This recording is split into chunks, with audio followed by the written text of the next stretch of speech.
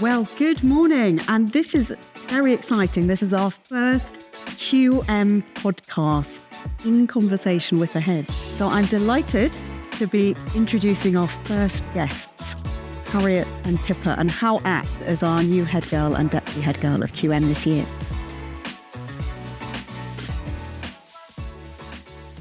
So tell me, to start with, a little bit about your QM story. Harriet, do you want to dive in first? So I joined QM in year 3, and at that point it was like the middle of COVID. So I didn't actually really experience what QM life was like because we were in our little bubbles.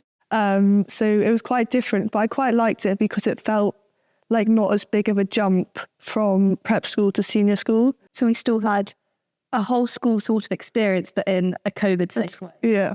And now I still hear the phrase QM bubble, but in the widest sense of the QM bubble. So what's that look like now that we're out of that COVID bubble into the QM bubble? What does that look like? You talked about the house activities there. What does that look like? So we've got 6 houses, and every Friday we all meet up, and it's a really good opportunity for all different year groups to meet, form friendships which you wouldn't expect, and get to know each other on a really relaxed and informal way.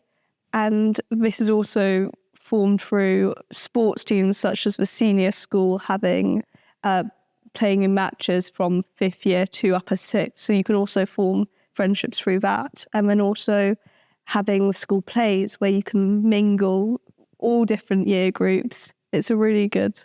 So another phrase I hear a lot, being new in, there are certain phrases that I'm picking up. The QM family, that's another phrase. That's kind of what you're alluding to there.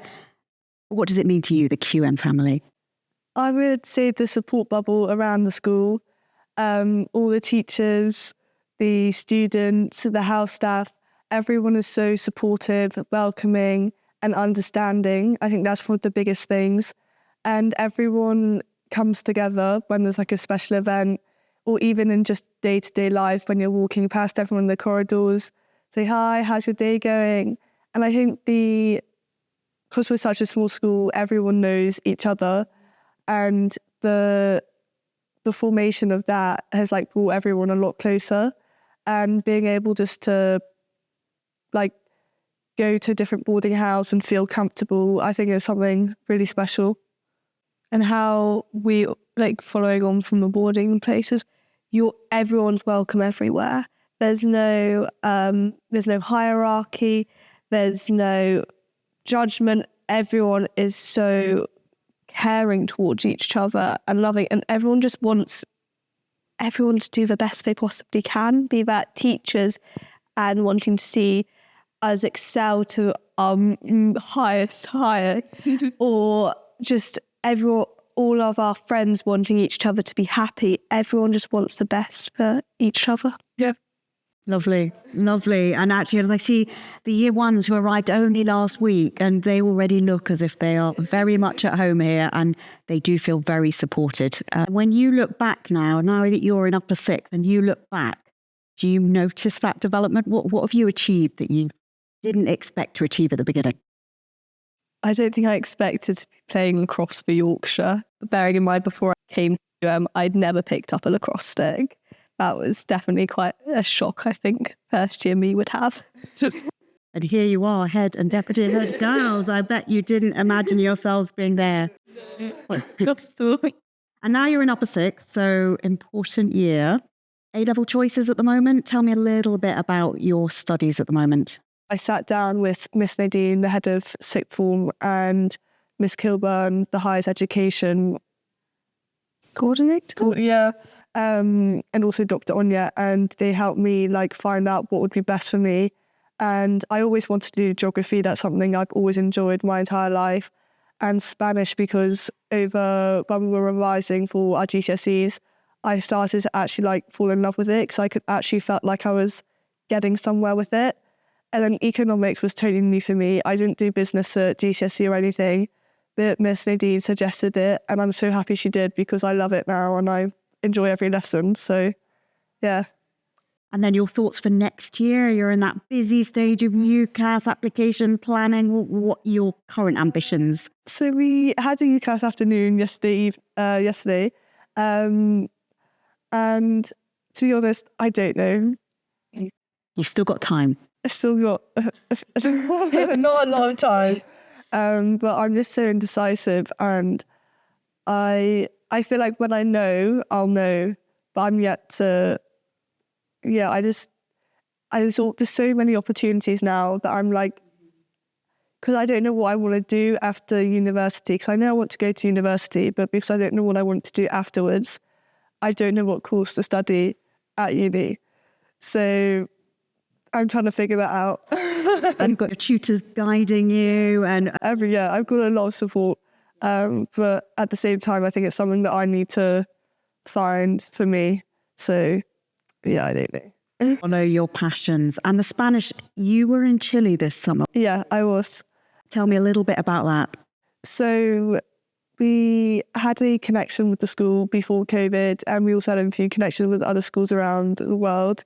But after COVID, they reconnected with our school, and it was mentioned in our Spanish lesson saying, would you be up for going? And me and Anan, another girl in my Spanish class, we were like, yeah, let's do it.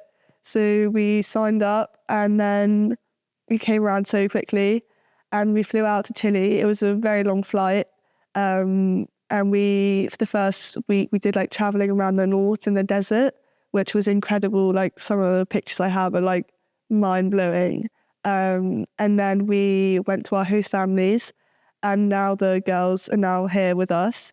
And I'm so grateful for the friendships I've made over there. I never would have thought I would have become this close. I was kind of panicking going over there. I was like, they're not going to be able to speak English. What happens if I don't like them? What happens if we don't connect? But literally, the whole experience has just been amazing, and I've had such a good time. So yeah. Fantastic. The Queen Margaret network around the world.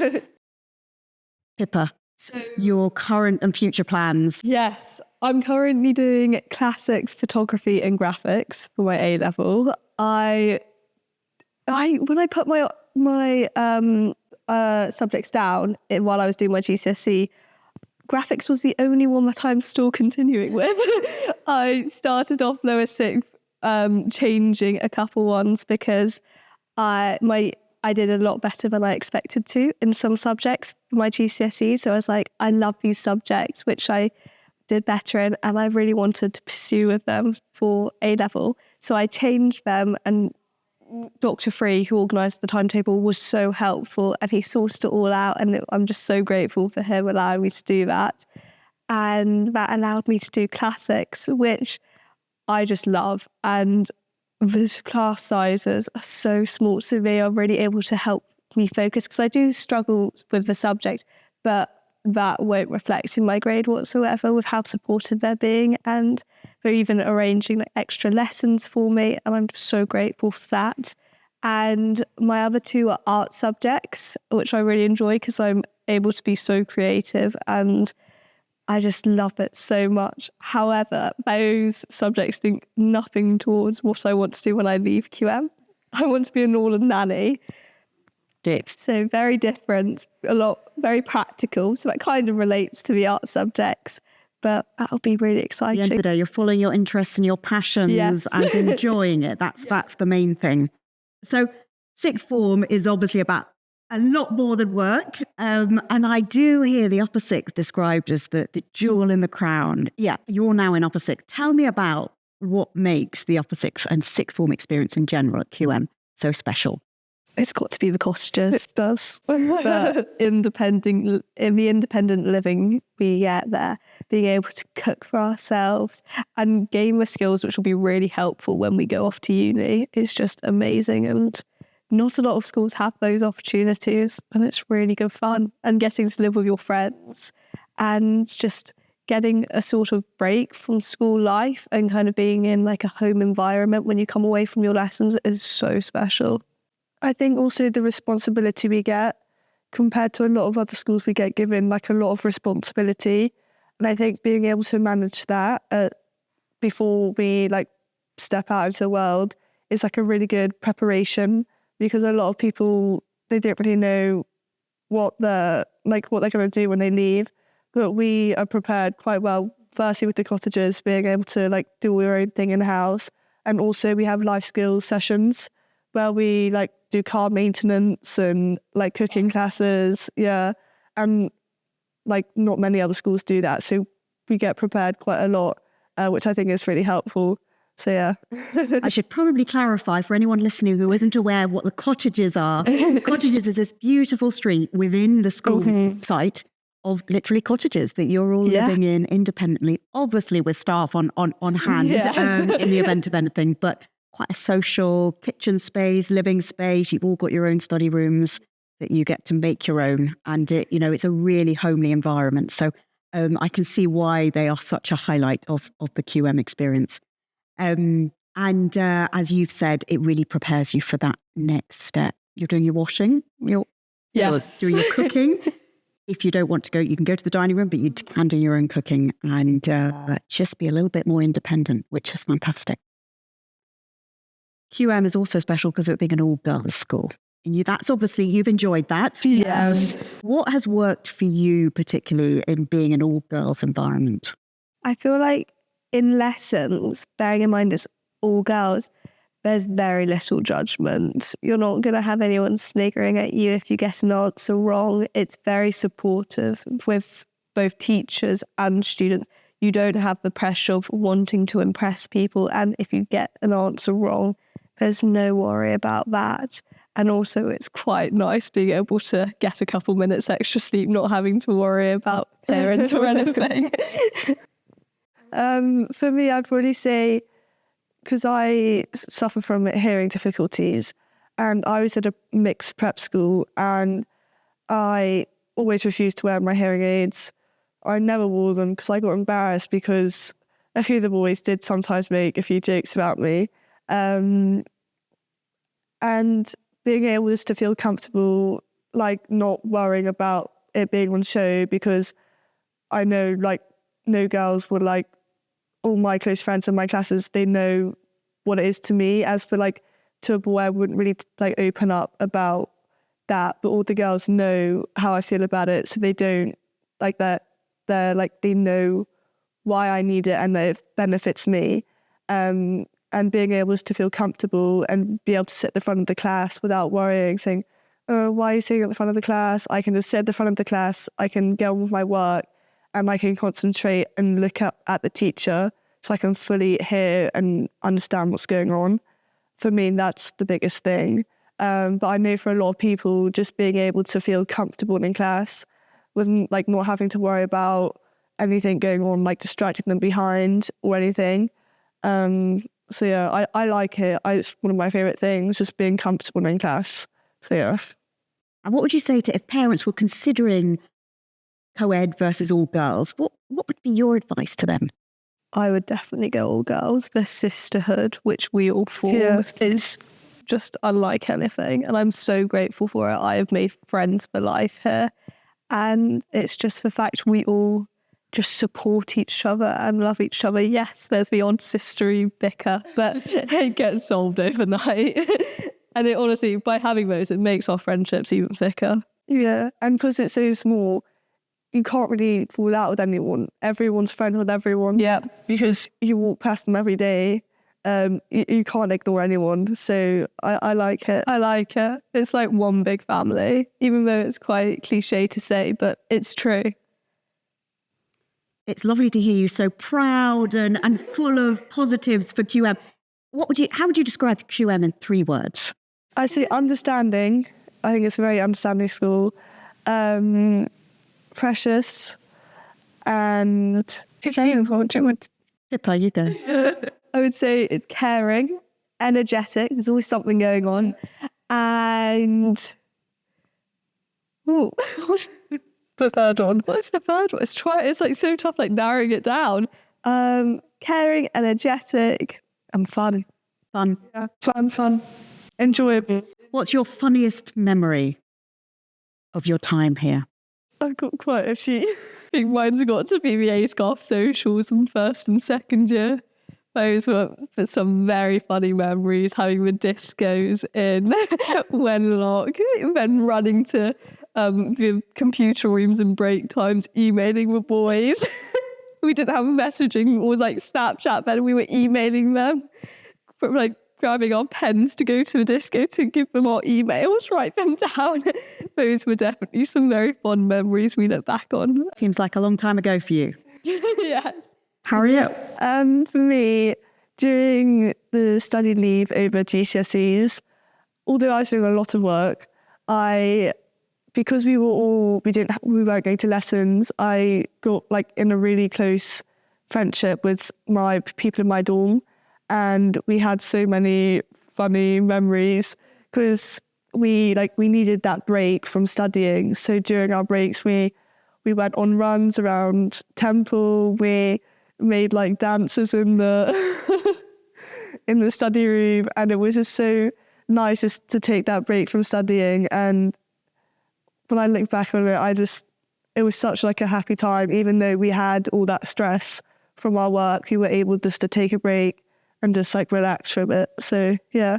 And looking more closely, just last Sunday, we had the fantastic SummerFET, which was very much led and driven by you, Harriet, with your team of fantastic volunteers around you, including Pippa. It's such an impressive event. I think our inaugural SummerFET. What inspired you in that? So Pippa and I, we both went on the South Africa sports tour, which was firstly an amazing experience. But we, as well as playing sports, we were also going around doing different things. And one of the things we did was we went to a township, and we went to this restaurant in the township. I can't remember the lady's name, but this lady who was famous for her cooking in the township. It was delicious. It was amazing. And then afterwards, it's actually quite a funny story. Miss Rastel went into the local shop and got us some sweets and chocolate to hand out. We did think she had gone missing for a point of time. Where she went. Anyway, she got back with the sweets, and the organizer of the trip, he told the children in the township that we were coming. So we walked out of the restaurant, and they were all stood there waiting for some sweets, and we were giving them the sweets. This moment, I think it really changed my perspective on life and how grateful I am of everything I have. Because literally they were so excited just for a marshmallow. And there was this little boy, I think he was about this big, and he couldn't reach because all the bigger children were there. And he was just waiting there. He was like, please. And I gave him one. And the smile on his face was honestly, I can't describe it. So yeah, it was just a really eye-opening experience. So when we came back, we did the shoebox appeal. Although there was a few challenges getting them over there. Miss Rastel actually went over there to deliver them, and she took videos of them giving out the boxes, and the children were just so happy. And I spoke to Miss Rastel quite a lot afterwards about it, and she was so moved by it as well. I don't know when this idea came, but I was like, let's do a SummerFET to raise more money for the charity. So me and Amelia Fennick, the charity prefect, we had an online Google Meet with Ria, the organiser of Charitas, the charity that the shoeboxes went to. And we kind of bounced ideas off each other about what the girls over there would need most. And we kind of put that together a plan. So in order to fund that, we needed a fundraiser. So I was like, let's do a back to school SummerFET as soon as we come back. Great way for all the new girls to interact and parents to meet. And also I really wanted to get the community involved in Escric. So yeah, it kind of sprung from there, and I kind of just kept on going with it. Came over a few bumps on the road, especially You had a plan B and a plan C, and it was a really lovely community event. Yeah. And I think that's something that is really special here, that everyone comes together. It was incredibly well organised, every attention to detail, and fantastic, and a real launch of your role as head girl with all of your prefects supporting as well. So fantastic, and raised an incredible amount of money for Charitas, so which is great. I'm conscious of time, so I think it's almost time for us to wrap up. And I suppose maybe just a question to finish. As I get to know QM, I've got lots to learn. And it's that balance between kind of modern, today's world. You mentioned even when you started, mobile phones weren't quite as present. They're everywhere now. But also the importance of traditions here. I'm looking forward, for example, to the QM Christmas, which everyone keeps telling me is really special. But tell me, what's the quirkiest tradition that I've got to look forward to here? Fun song. Fun song. Okay. And more to follow on that one, maybe. I think that's this term, isn't it? So It is. I've heard a lot about Fun Song and I am looking forward to it. So thank you very, very much. Great to have you as my first guest on our QM podcast. So thank you. Thank you.